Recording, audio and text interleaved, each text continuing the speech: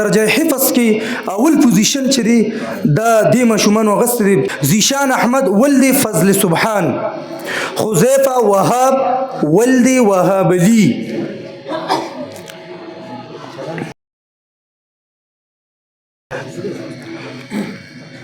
محمد ذوالکفل ولد مولانا محمد عزیر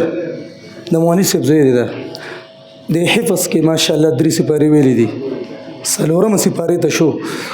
عبدالحنان ولد فضل صمد حیان جمال ولد اختر جمال دا په حفظ کې پس پوزیشنو ذره عبدالحنان ولد فضل صمد حیان جمال ولد اختر جمال دوسرا دویم پوزیشن په حفظ کې محمد ریان ولد عبدالغفار محسن شاه ولد ظاهر شاه دا دو کسان دویم پوزیشن اغسته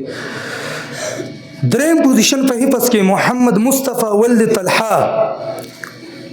محمد خزیفه ولد محمد وهاب دا د حفظ ماشومانو محمد مصطفی دی دا دی خو دا محمد خزیفه دی نوم ته ګوره په درجه ناظره کې اول پوزیشن مرتضى ولد حاجی رحمان محمد حمزه ولد زاهد عبدالرحمن ولد اسحاق هاشر ولد ریاض احمد مصطفی ولد طلحه مجتبی ولد فرمان الله په ناظره کې سیکنډ او تھرډ پوزیشن نشته دا په ناظره کې چې چا 100 بټه 100 نمبر یې غسري بس دا غي ته موږ د انعام ورکړو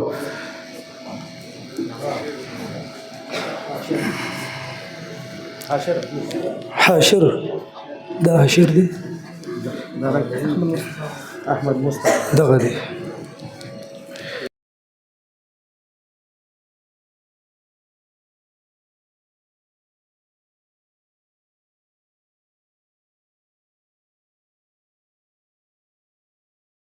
درجه قاعده اول پوزیشن طلال ولد نثار خدیجه بنت مولانا محمد عزیر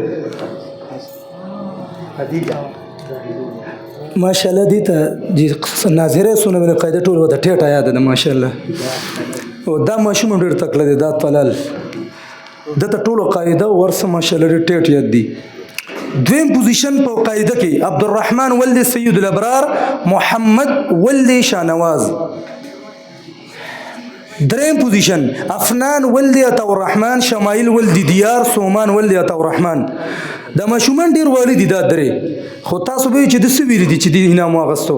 نو دی ماشوم یو شپږ تختې ویل دي د یو اته ویل دي د درې ویل دي خو ټول وته خټېټ په تجوید کې یادونو مونږ له انعام ورکړو دا ولا ماشومان دي خو ماشاءالله د انعام حقدار دي څنګه چلې د سټینګ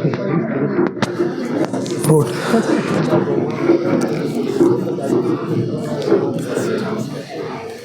حضرت الشيخ سنتوس دوا بس